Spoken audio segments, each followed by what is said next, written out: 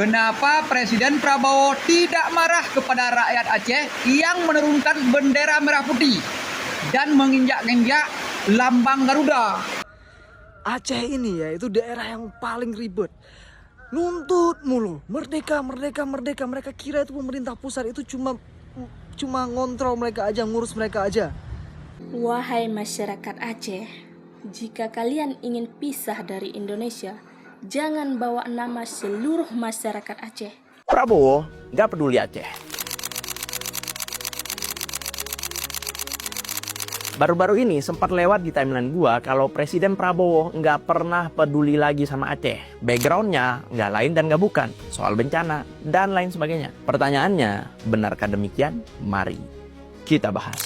Gini. Kalau Prabowo nggak peduli Aceh, dia nggak akan salurkan 72 miliar untuk pembelian sapi yang disalurkan ke daerah bencana. Terdiri dari 3.042 desa dan 19 kabupaten. Kalau nggak peduli, Prabowo nggak bakal perintahkan Purbaya untuk bantu pemulihan Aceh senilai 60 triliun. Walaupun itu dibagi ke 3 provinsi lain. Tapi ingat, Aceh paling besar. Kalau nggak peduli dengan Aceh, ngapain Prabowo susah-susah perintahkan BNPB beserta pendukungnya, bahkan dia datang langsung dan percepat penanganan bencana. Oh iya, kalau nggak peduli Aceh, ngapain Prabowo masih salurkan otsus buat Aceh senilai 4 triliun? Oh, kalau nggak peduli Aceh, ngapain Prabowo perintahkan Menteri PKP Marwarar Sirait dan Wamen PKP Fahri Hamzah untuk percepat pembangunan hunian sementara dan huntap hunian tetap. Dan masih banyak lagi yang harusnya bisa kita riset sendiri. Intinya, kita harus bangun persatuan. Jangan bodohi masyarakat dan jangan mau dibodohi oleh konten kreator hoax pemecah belah bangsa. Gimana menurut kalian? Jangan lupa follow. Kenapa Presiden Prabowo tidak marah kepada rakyat Aceh yang menurunkan bendera merah putih dan menginjak-injak lambang Garuda? Kenapa teman-teman? Bukankah itu lambang negara? Bayangkan teman-teman, Presiden kita yang dulu Kopassus tidak berkomentar apa-apa ketika di Aceh kemarin bendera merah putih diturunkan, dinaikkan bendera bintang bulan, ya kan? Dan bahkan lambang Garuda dipijak-pijak oleh sekelompok anak muda yang marah. Kenapa teman-teman? Ini rahasianya tahu nggak? Karena Presiden Prabowo tahu apalah arti sebuah lambang, ya kan? Apalah arti sebuah bendera jika dibandingkan dengan nyawa rakyatnya sendiri. Kalau dulu ya kita berperang dengan orang asing, dengan penjajah, kita pertahankan merah putih, kita pertahankan Garuda, ya kan? Ini yang menurunkan siapa? Rakyat. Rakyat yang marah kepada pemerintah. Betul nggak teman-teman? Jadi jangan ketika rakyat Aceh menurunkan bendera merah putih, kalian yang di luar Aceh marah, nggak boleh. Apakah kalian sudah merasa adil? Kan nggak juga, ya kan? Begitu juga ketika lambang Garuda itu. Apalah arti sebuah lambang Garuda itu kalau rakyatnya tidak dapat keadilan? Ini sangat-sangat wajar. Bahkan ketika bendera bintang bulan yang katanya dulu pemberontak dinaikkan. Saya rasa wajar. Kenapa? Karena selama ini hanya bendera merah putih yang berkibar, sementara yang berdamai itu antara RI dan GAM. Ya nggak? Yang berdamai kan dua bendera seharusnya yang ada di Aceh. Kenapa mesti satu bendera? Ya kan? Wajar jika merah putih diturunkan sebentar, kemudian naiklah bintang bulan sebentar. Dan kita lihat tentara-tentara kita sekarang sudah sadar. Jangan tembak. Kenapa? Karena nyawa rakyat lebih berharga daripada satu lambang negara. Kalau dulu nggak tembak-tembak, itu lambang negara kita. Bahaya, bro. Ini bukan kita lawan penjajah. Ini kita melawan rakyat. Ya kan? Apakah kita sekarang sudah adil? Apalagi di Aceh. Aceh kan tidak ada keadilan. Betul nggak? Masalah apalagi? Masalah gas Andaman, kekayaan alam Aceh. Masalah apa lagi itu? Masalah bencana. Ya kan? Sudah hampir setahun. Wajar rakyat marah. Dan rakyat tidak suka kepada burung Garuda, wajar. Yang tidak wajar siapa? pemerintah, presiden, yang ketika lambang negara diturunkan dia diam. Seharusnya bereaksi, apa yang kalian minta? Kami minta keadilan. Apa? Bantuan. Oke, kami berikan. Kan begitu teman-teman. Aceh ini ya itu daerah yang paling ribet.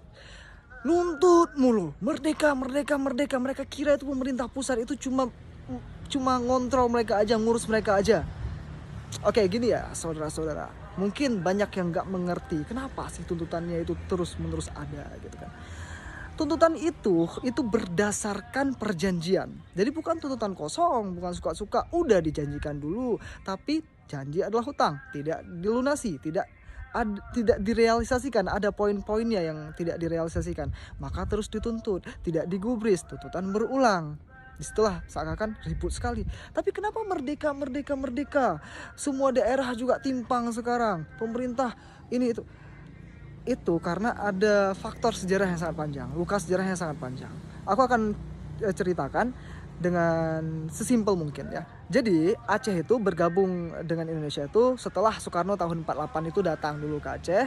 Jadi Aceh nggak ada di Indonesia 45 merdeka itu ada Aceh, nggak ada itu. Aceh belum bagian dari Indonesia. 45 48 Soekarno datang ke Aceh membawa kabar duka dari bangsa Indonesia gitu, meminta pertolongan. Nah, entah mungkin karena kakek nenek kami saat itu di Aceh sangat luas hatinya, entah karena iba, entah karena cinta yang besar terhadap masyarakat dan bangsa Indonesia, mereka bergabung gitu. Tapi dengan perjanjian-perjanjian gitu ya. Nah, diantaranya itu ya syariat Islam gitu ya, lalu ada keistimewaan Aceh gitu. Nah, tetapi alih-alih setelah bergabung dan menyelamatkan eksistensi Indonesia dari mata internasional, 45 merdeka, 48 hampir hilang kita. Kalau nggak ada Aceh saat itu ya mungkin 81 tahun perjalanan ini tidak ada teman-teman. Ya, jadi setelah sumbangsi tersebut, ternyata di tahun 50-an itu Aceh dilebur dengan Sumatera Utara. Ini adalah pengkhianatan yang membuat hati masyarakat Aceh itu sakit. Nah, setelah itu ketika protes itu dilakukan, ternyata ya saat itu mulai keras digubrisnya itu dengan bersenjata. Jadi ya udahlah, pecah konflik gitu kan. Nah, pada era Soeharto itu kekayaan alam Aceh itu timpang. Jadi lebih banyak ngalir keluar gitu. Ketika protes sama juga protesnya mulai naik gitu kan. Lalu pemerintah lebih mengedepankan, oh ya udah kalau mau konflik kita. Pemerintah siap gitu kan. Diturunkan pasukan-pasukan. Masyarakat semakin merasa sudahlah, sejarah kita tidak tertulis dengan cukup baik di buku-buku sejarah bangsa Indonesia ini. Seakan-akan Aceh itu sumbangsinya tidak ada gitu kan. Nah, saat kita itu meminta keadilan nasib, ternyata pemerintah lebih mengedepankan menewaskan ribuan nyawa saudara-saudara Aceh gitu. Pada akhirnya ya rasa memiliki dan dimiliki itu tidak ada. Ya udah, merdeka saja kami gitu ya. Jadi tidak tidak simple yang teman-teman lihat sekarang. Itu perjalanan yang sangat panjang, kompleksitasnya sangat rumit teman-teman ya. Kompleksitasnya sangat tinggi di sana. Makanya kalau ada yang tidak berkenan tuntutannya, oh merdeka saja. Ya, tapi nanti di video berikutnya aku akan bahas ada sisi kesalahan juga gitu dari masyarakat Aceh, biar nanti teman-teman bisa melihat perspektif yang berimbang ya. Wahai masyarakat Aceh, jika kalian ingin pisah dari Indonesia, jangan bawa nama seluruh masyarakat Aceh. Karena apa? Masih banyak masyarakat Aceh termasuk saya yang tak ingin pisah dari Indonesia. Karena apa?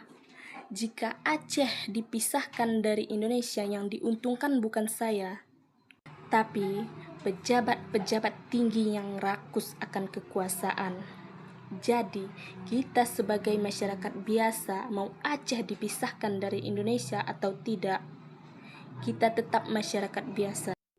Orang yang nyiptain lambang Garuda Pancasila itu sengaja dihapus dari sejarah dan sekarang lambangnya malah diinjak-injak. Coba cek Undang-Undang Nomor 24 Tahun 2009 tentang lambang negara. Lo nggak bakal nemuin nama penciptanya secara tertulis. Namanya adalah Syarif Abdul Hamid Al-Qadri atau yang lebih dikenal dengan Sultan Hamid II. Dia itu Sultan Pontianak ke-7, mantan perwira militer KNIL, sekaligus menjabat sebagai Menteri Negara di Kabinet Republik Indonesia Serikat pada masa itu. Tahun 1950, dia ditunjuk langsung sama Soekarno buat ngerancang lambang negara kita. Tapi anehnya kenapa namanya itu dihilangin? Ada teori sejarah yang mengatakan bahwa Sultan Hamid II dituduh makar dan terlibat pemberontakan APRA bareng perwira Belanda, Raymond Westerling. Tuduhan ini membuat dia dipenjara 10 tahun pada 1953. Cap pengkhianat ini bikin negara ngapus namanya dari ingatan publik secara paksa. Tapi karyanya nempel di setiap seragam dan gedung pemerintahan. Dan namanya ditolak mentah-mentah saat diusulkan jadi pahlawan nasional. Setelah dipenjara, beliau dibebaskan dan beraktivitas di dunia bisnis. Sultan Hamid II akhirnya wafat pada 30 Maret 1978 di Jakarta. Beliau meninggal dunia saat sedang bersujud dalam sholat maghrib. Dan ironisnya sekarang lambang negara ini kehilangan harga dirinya. Kita boleh banget marah dan kecewa sama pemerintah saat ini. Tapi Garuda itu simbol identitas dan darah perjuangan kolektif bangsa. Bukan sekedar logo milik rezim pemerintahan yang dahulu, saat ini, atau seterusnya. Wajar nggak lambang Garuda jadi sasaran amarah publik bahkan sampai diinjak-injak? Saya memahami betul bahwa Aceh telah menyumbang sumber daya alam yang sangat banyak bagi pemerintah Indonesia, bagi negara Indonesia ini, sebagaimana masyarakat Aceh selalu mengungkit-ungkit itu, teman-teman. Tetapi apakah mereka, masyarakat Aceh, yang menuntut merdeka itu menutup mata bahwa pemerintahan pusat itu juga tidak menganaktirikan lah sebagaimana yang mereka persepsikan. Tetapi selama itu, selama perjanjian perdamaian dimulai, 114 triliun itu disumbang ke Aceh sebagai dana otsus. Apakah itu tidak cukup kemudian untuk membangun Aceh misalnya, untuk membangun infrastruktur dengan baik, mengentaskan kemiskinan sebagai mesin penggerak untuk masyarakat Aceh agar hidup lebih layak, teman-teman. Misalnya membuat satu lapangan pekerjaan, kemudian membangun sekolahan yang baik, menciptakan pendidikan bagi anak-anak Aceh agar anak-anak Aceh itu memiliki skill yang bisa digunakan di masa depannya, atau banyak hal lah dengan angka 114 triliun itu bisa digunakan. Tetapi faktanya adalah 114 triliun itu tidak dialokasikan dengan baik, bahkan dikorupsi oleh pejabat daerah itu sendiri yang dari kalangan Gerakan Aceh Merdeka, teman-teman. Bahkan Menteri Pertanian itu juga mempertanyakan kemana dana 1,6 triliun yang telah diberikan itu, gitu loh. Artinya apa, teman-teman? Kita harus buka mata, kita harus jujur gitu loh, bahwa yang bermasalah di Aceh adalah pejabat-pejabat Aceh itu sendiri, Mualim itu sendiri misalnya gitu sebagai gubernur sekarang gitu loh. Yang layak untuk disalahkan itu gitu. Bukan Presiden Prabowo misalnya menyalahkan pusat misalnya. Kita ini harus menjaga persatuan dan kesatuan di Indonesia, teman-teman. Aceh itu sudah melakukan janji perdamaian. Ayo kita damai gitu loh, sebagaimana perjanjian itu gitu loh. Jika masyarakat Aceh itu masih miskin, ya mungkin itu juga salah satu kesalahan pemerintah. Tetapi tidak bisa kemudian kita hanya menyalahkan pemerintah gitu loh. Ekonomi kita itu ya kita juga harus membangun sendiri gitu loh, tidak hanya mengandalkan pemerintah gitu. Dan saya menemukan atau mendapati banyak komentar terkait bagaimana habits dan pola hidup yang dilakukan oleh masyarakat Aceh yang cenderung gitu ya malas gitu. Ya mohon maaf ini sumbernya dari teman-teman yang komentar di video saya sebelumnya, teman-teman. Dan ada banyak juga kok masyarakat Aceh yang ternyata tidak mendukung Aceh untuk merdeka. Gitu. Mereka masih setia kepada NKRI gitu loh. Karena merasa bahwa tuntutan untuk Aceh merdeka itu dilakukan sebagai upaya propaganda pejabat-pejabat daerah di situ, yang terutama yang korup, untuk lepas dari korupsinya gitulah. Ya mungkin itu saja. Hadanallahu wa iyyakum ajmain. Assalamualaikum warahmatullahi wabarakatuh.